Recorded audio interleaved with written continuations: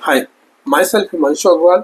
मैं हूँ एक NISM certified research analyst and NISM certified commodity derivative analyst. इस वीडियो में हम डिस्कस करेंगे गोल्ड एंड सिल्वर के बीच में क्या फंडामेंटल डिफरेंसेस है, क्या फैक्टर्स है जो गोल्ड एंड सिल्वर के प्राइसेस को डिटरमाइन करते हैं, एंड गोल्ड सिल्वर रेशियो के बारे में भी हम इस वीडियो में डिस्कस करेंगे। अगर हम स्टार्ट करें तो गोल्ड एंड सिल्वर को एक जनरल परसेप्शन बना है कि ये मेजरली ज्वेलरी पर्पस के लिए यूज होते हैं। हालांकि ये जो पॉइंट है वो गोल्ड के लिए कहीं ना कहीं सही है, पर सिल्वर के लिए ये बहुत ज़्यादा गलत है, क्योंकि गोल्ड जो है वो as a safe haven buying देखा जाता है। इसका मतलब हेज अगेंस्ट इन्फ्लेशन के साथ साथ जब जब जियोपॉलिटिकल टेंशंस या फिर uncertainty on a global level बढ़ती है तो गोल्ड के प्राइसेस को सपोर्ट मिलता है। सिल्वर की अगर हम बात करें तो सिल्वर को एज अ इंडस्ट्रियल मेटल का प्रॉक्सी देखा जाता है। इसका मतलब कि जब जब इंडस्ट्रियल रिवॉल्यूशन होएगा या फिर इंडस्ट्रीज काफ़ी अच्छा परफॉर्म करेगी, एक्सपेंशन मोड में रहेगी, तब तक सिल्वर के प्राइसेस को एक स्ट्रॉन्ग सपोर्ट मिलेगा। अगर हम डिमांड की बात करें तो ग्लोबल लेवल में जो गोल्ड की डिमांड है उसका अराउंड 50% जो है वो ज्वेलरी पर्पज में कंज्यूम होता है, एंड उसमें जो टॉप कंज्यूमर्स है वो है इंडिया एंड चाइना। इन्वेस्टमेंट्स की अगर हम बात करें तो जितनी भी इन्वेस्टमेंट ETS, गोल्ड कॉइन्स या फिर बार्स में होती है उनका शेयर ग्लोबल लेवल की डिमांड का 30 to 35% है। इसके बाद सेंट्रल बैंक से बाइंग की अगर हम बात करें, वन ऑफ द रीजंस कि गोल्ड को सेफ हेवन बाइंग बोला जाता है वो सेंट्रल बैंक से बाइंग के कारण बोलते हैं। इसका शेयर जो है वो है 20%। लास्ट 2 सालों में जो गोल्ड की रैली हुई है, 2 से 3 सालों में, उसमें इन्वेस्टमेंट्स एंड सेंट्रल बैंक्स की जो बाइंग है उसका एक मेजर रोल रहा है। ज्वेलरी में कहीं ना कहीं हमें डिप देखने को मिला in terms of volume growth. And technology की बात करें तो एक स्मॉल शेयर टेक्नोलॉजी पर्पज के लिए यूज होता है गोल्ड का। इसी में अगर हम सिल्वर की बात करें तो सिल्वर का 55 to 60% यूज जो है वो इंडस्ट्रियल पर्पज में होता है। इसका मतलब कि जो अभी EVs वगैरह का बूम चल रहा है, EVs हो गया एंड सोलर पैनल्स वगैरह हो गए, एंड जितने भी इलेक्ट्रॉनिक्स आइटम्स है उसमें भी कुछ सिल्वर का कंजम्पशन होता है। ये जो शेयर है वो अप्रॉक्स 60% है सिल्वर की ग्लोबल डिमांड का। उसके बाद सेकेंड लेवल पे आता है ज्वेलरी एंड सिल्वर वेयर, यानी कि जो सोने के नहीं, चांदी के जो बर्तन वगैरह यूज होते हैं प्लस जो चांदी की ज्वेलरीज होती है उसका शेयर है अराउंड 20%। थर्ड में हम देखेंगे इन्वेस्टमेंट्स, यानी कि जितनी भी ETFs वगैरह में हम इन्वेस्टमेंट करते हैं on a global level, and जितने भी कॉइन्स एंड बार्स में इन्वेस्टमेंट होती है उसका शेयर है अराउंड 15 to 17%। उसके बाद एक स्मॉल परसेंटेज जो है वो फोटोग्राफी मेडिकल पर्पज के लिए यूज होता है, जो कि डिक्लाइनिंग स्टेज में है। इन दोनों साइड से हमें सीखने को मिला कि कहाँ पे ग्लोबल लेवल पे सिल्वर और गोल्ड की डिमांड आ रही है, क्योंकि ये जो कमोडिटीज है इनके प्राइस कोई एक कंट्री डिसाइड नहीं करती है, एंड ना ही कोई एक कंट्री इस प्राइसेस को कंट्रोल कर सकती है। ये automatically through supply and demand forces on a global level decide होती है। तो ये फैक्टर्स जो है वो हमें इनडायरेक्ट रूप से ट्रेडिंग पर्पज में हमारी हेल्प करेंगे, क्योंकि ये सारी चीज़ें बहुत बेसिक्स है, ये हमें पता ज़रूरी होना चाहिए, ऑब्वियसली हमें पता होना चाहिए, ताकि बैक ऑफ द माइंड हमें चीज़ें पता हो कि हम जो चीज़ें कर रहे हैं उसमें क्या फैक्टर्स रोल प्ले करते हैं। प्राइस बिहेवियर की अगर हम बात करें तो वैसे तो बहुत सारे फैक्टर्स होते हैं।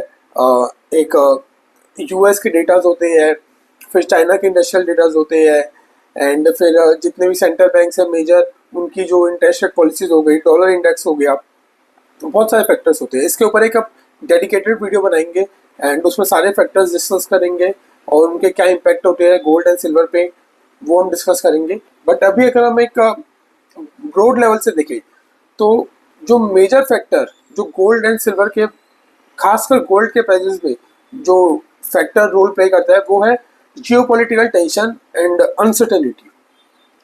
क्योंकि अभी हमने देखा कि जब रशिया यूक्रेन की वॉर स्टार्ट हुई थी उसके आसपास 2022 में US ने along with it allied countries यानी कि यूएस और उनके जो साथी कंट्रीज है, उन्होंने रशिया के जो यूएस डॉलर टर्म्स में जो रिजर्व्स थे उन्हें फ्रीज कर दिया। इससे ये ग्लोबल लेवल में पता चला कि जो अगर सेंट्रल बैंक जो है वो अपने गोल्ड के रिजर्व सफिशिएंट नहीं रख रही है, तो ये चीज़ें दूसरी कंट्रीज के साथ भी हो सकती है। इसके कारण एक ग्लोबल लेवल पे सेंट्रल बैंक्स की बाइंग गोल्ड में ट्रिगर हुई, जिन्होंने एक मेजर सपोर्ट दिया गोल्ड के प्राइजेस को। चांदी की अगर हम बात करें तो सेंट्रल बैंक्स का उतना रोल नहीं है चांदी के उसमें। इसमें इंडस्ट्रियल पर्पस में जो यूजेज है, इसमें एक हम मेजर अगर फैक्टर देखें तो चाइना का जो डेटा आता है इंडस्ट्रियल पॉलिसी या फिर इंडस्ट्रियल डेटा या फिर चाइना की इकोनॉमी कैसे परफॉर्म कर रही है, ये एक मेजर रोल प्ले करता है सिल्वर के प्राइसेस में। क्योंकि सिल्वर कहीं ना कहीं एक चाइना जो है वो टॉप कंज्यूमर है सिल्वर का। इसके अगर हम बात करें वॉलेटिलिटी की, तो सिल्वर में हमेशा बहुत ज़्यादा वॉलेटिलिटी रहती है इन कंपैरिजन टू गोल्ड। इसके कुछ मेजर रीजंस है। वन ऑफ द रीज़न ये है कि सिल्वर का जो मार्केट है वो गोल्ड के मार्केट से बहुत ज़्यादा छोटा है in terms of market value, asset value. And एक और रीज़न ये है कि सिल्वर हमेशा हमें बहुत ज़्यादा जल्दी रन अप दे देता है या बहुत ज़्यादा जल्दी डिप दे देता है। इसका मतलब कि आप देखेंगे कि कभी भी ऐसा नहीं होगा कि एक आध हफ्ते या 10 दिन में गोल्ड का प्राइस 10-20% बढ़ जाए, बट सिल्वर के केस में ये चीज़ें बहुत बार हुई है एंड बहुत बार बढ़ा भी है, गिरा भी है। तो ये एक फैक्टर है। बट अगर हमारे लिए देखा जाए एज अ ट्रेडिंग पर्सपेक्टिव, तो वॉलेटिलिटी जितनी ज़्यादा होगी उतना ज़्यादा हमारे लिए बेनिफिट होगा। जितने बार सिल्वर ऊपर नीचे करेगा, जितने बार सिल्वर एक बड़ा गैप अप गैप डाउन देगा, उतने बार हमें अपॉर्चुनिटीज मिलेगी अपनी ट्रेडिंग को आगे ले जाने के लिए या फिर हमें ट्रेड पोजीशन बनाने के लिए। इसलिए मैंने पर्सनल लेवल में भी देखा है कि लास्ट 2 सालों में मैंने जितने भी ट्रेड्स लिए उसमें सिल्वर के ट्रेड्स बहुत ज़्यादा थे इन कंपैरिजन टू गोल्ड के ट्रेड्स। इसके आगे अगर हम बात करें तो गोल्ड सिल्वर रेशियो में क्या बताता है, तो गोल्ड सिल्वर रेशियो हमें ये बताता है कि सिल्वर पर आउंस सिल्वर का जो कंजम्पशन नहीं, मतलब how many ounces of silver is required to buy same quantity of gold. इसका मतलब कि अगर हमें 100 ग्राम गोल्ड लेना है तो उस 100 ग्राम गोल्ड को लेने के लिए हमें कितने ग्राम सिल्वर लगेंगे। जैसे कि अभी इंडिया पे 1 करोड़ का रेट चल रहा है पर KG for gold and silver का अराउंड 108K चल रहा है। तो मान लेते 1 लाख चल रहा है, तो 100 टाइम्स के आसपास gold to silver ratio calculate हुआ। ये हमें गोल्ड टू सिल्वर रेशियो बताता है। अगर हम हिस्टोरिकल एवरेजेस की बात करें तो गोल्ड सिल्वर रेशियो जो है वो वैसे तो अगर एकदम हम पीछे जाएंगे तो 3:1 7:1 का रहा है, पर लास्ट 100 ईयर्स में 60 to 70 के बीच में ये रेशियो रहा है। एंड अगर हम एक्सट्रीम्स की बात करें तो 1980s में जो हंट ब्रदर्स ने सिल्वर में जो आर्टिफिशियल बाइंग क्रिएट हुई थी, उसका अगर हम देखें तो गोल्ड सिल्वर रेशियो ने एक लो लगाया था 15 के अराउंड का। एंड अगर हम टॉप की बात करें तो कोविड स्टार्ट होने के आसपास, क्योंकि इंडस्ट्रियल एक्टिविटी बंद होने वाली थी, तो सिल्वर की जो डिमांड है वो अचानक से कोलैप्स हो गई एंड उसके कारण सिल्वर का प्राइस एक बहुत जल्दी क्रैश कर गया। उस समय हमें पता चला कि गोल्ड सिल्वर रेशियो जो है वो 125 का ऑल टाइम हाई टच किया। ये रेशियो जो है वो हिस्टोरिकली यूज होता रहा है। इससे हमें पता चलता है कि कौन सी कमोडिटी गोल्ड एंड सिल्वर में ज़्यादा अंडर वैल्यूड है या ओवर वैल्यूड है और कहाँ हमें ज़्यादा अच्छी अपॉर्चुनिटीज मिल सकती है। फेयर वैल्यू की बात करें तो जितने भी मेजर बैंक्स है, इन्वेस्टमेंट बैंक्स हो गए, गोल्डमैन सैक्स वगैरह हो गया, एंड ऐसे इंडिया के भी कुछ टॉप लेवल एनालिस्ट हो गए, उनका भी मानना है एंड मेरा पर्सनल व्यू भी है कि 70 to 80 का जो रेंज है वो एक नॉर्मल रेंज है। मतलब जब चीज़ें नॉर्मल होगी तो कहीं ना कहीं गोल्ड सिल्वर रेशियो इसी रेंज में ट्रेड करेगा। अभी गोल्ड सिल्वर रेशियो ने रिसेंटली 105 का हाई मारा था एंड करेंटली 90 to 93 के आसपास ट्रेड कर रहा है। इसके बाद एक बार मैं आपको चार्ट में भी दिखा देता हूँ gold silver ratio, daily time frame ये रहा। अप्रैल में जैसे ही टैरिफ की अनाउंसमेंट हुई, वैसे ही सिल्वर के प्राइसेस 10 to 15% क्रैश करे, जिसके कारण गोल्ड एंड सिल्वर रेशियो को एक जंप मिला फ्रॉम 90 to 100।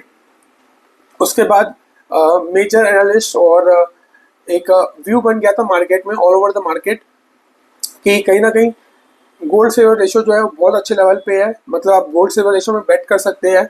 इसका मतलब ये था कि आप गोल्ड में शॉर्ट एंड सिल्वर में लॉन्ग पोजीशन लेके चलेंगे तो आपको फायदा होएगा। ये चीज़ हुई भी, एंड गोल्ड सिल्वर रेशियो जो है वो 105 का जो उसने हाई मारा था अप्रैल में, वहाँ से अभी 90 के आसपास आ चुका है। आगे अगर हम बात करें तो अभी भी ये मानना है कि गोल्ड सिल्वर रेशियो जो है वो और भी गिर सकता है। तो इससे हमें पता चलता है कि सिल्वर में अभी भी एक अच्छी अपॉर्चुनिटीज है, ट्रेडिंग पर्सपेक्टिव से तो है ही, इसके साथ साथ इन्वेस्टमेंट पर्सपेक्टिव से भी है। तो अब हम स्लाइड में वापस आते हैं। रिसेंट डेवलपमेंट्स की अगर हम बात करें तो जैसा कि हमें पता है कि गोल्ड ने रिसेंटली ही 1 लाख का प्राइस टच किया है MCX पे पर 10 ग्राम्स, जो कि एक बहुत बड़ा अचीवमेंट है गोल्ड के लिए। एंड सिल्वर की अगर हम बात करें तो सिल्वर ने अराउंड 1,10,000 1,10,000 का रेट टच किया है MCX पे। तो इससे हमें पता चलता है कि कहीं ना कहीं दोनों कमोडिटीज़ एक अच्छे रनअप में है। उसके भी मेजर फैक्टर्स है, ये डॉलर इंडेक्स डाउन है, फिर फेड वगैरह के रेट कट्स भी होने की संभावना हो रही है, तो वो सब चीज़ें फैक्टर्स रोल प्ले करते हैं। तो बेसिकली हमने आज इस वीडियो में सीखा कि गोल्ड एंड सिल्वर के बीच में क्या फंडामेंटल डिफरेंसेस है। ये डिफरेंसेस डायरेक्टली तो आपकी कोई हेल्प नहीं करेंगे, मतलब ये बेसिकली नॉलेज पर्पस के लिए, पर इनडायरेक्ट लेवल से जब आपके बैक ऑफ द माइंड चीज़ें रहेगी तो आपको ट्रेडिंग में और आपको न्यूज़ रीड करने में ये बहुत हेल्प करती है। सेकेंडली हमने सीखा कि क्या ब्रॉडर लेवल पे क्या फैक्टर है जो गोल्ड एंड सिल्वर को इम्पैक्ट करता है। उसमें हमने देखा कि जैसे कि यूएस के डेटाज वगैरह हो गए, एंड ग्लोबल अनसर्टिनिटी वगैरह हो गई, वॉर लाइक सिचुएशन वगैरह हो गई। सिल्वर में जितने भी इंडस्ट्रियल एक्सपेंशन या फिर कॉन्ट्रेक्शन होते हैं वो हो गए, चाइना का डेटा हो गया। थर्ड हमने देखा कि गोल्ड सिल्वर रेशियो क्या है, उसकी क्या इंपॉर्टेंस रही है, क्या हिस्टोरिकल एवरेजेस रहे हैं, एंड क्या उस पर अभी हम व्यू बना सकते हैं। तो ये वीडियोस जो भी मैं बना रहा हूँ वो डायरेक्टली आपकी ट्रेडिंग में कोई हेल्प नहीं करेंगे, क्योंकि इसमें मैंने कोई लेवल्स डिस्कस नहीं किए है या फिर मैंने कोई व्यू नहीं बताया है। बट ये जो भी वीडियोस है ये मैं आपको एंकरेज करूँगा कि आप स्टार्ट टू एंड, मैं अराउंड 8-10 वीडियो बनाऊंगा इस सीरीज में, आप सारे वीडियोस देखें। उससे आपको एक मतलब आपके बैक ऑफ द माइंड एक चीज़ें आपको क्लियर होती जाएगी। आप जैसे न्यूज़ पढ़ोगे तो आपको पता चल जाएगा कि ये न्यूज़ क्या बोल रहा है, आपका इंटरप्रिटेशन अच्छा हो जाएगा। तो ये वीडियोस डायरेक्टली तो नहीं बट इनडायरेक्ट व्यू में अगर आप देखेंगे तो बहुत ज़्यादा हेल्पफुल है for trading, particularly gold silver में। तो सारे वीडियोस देखना, उसी के बाद मतलब आप स्टार्ट करना, बाकी कुछ देखना। तो that's it, and please read standard disclaimer.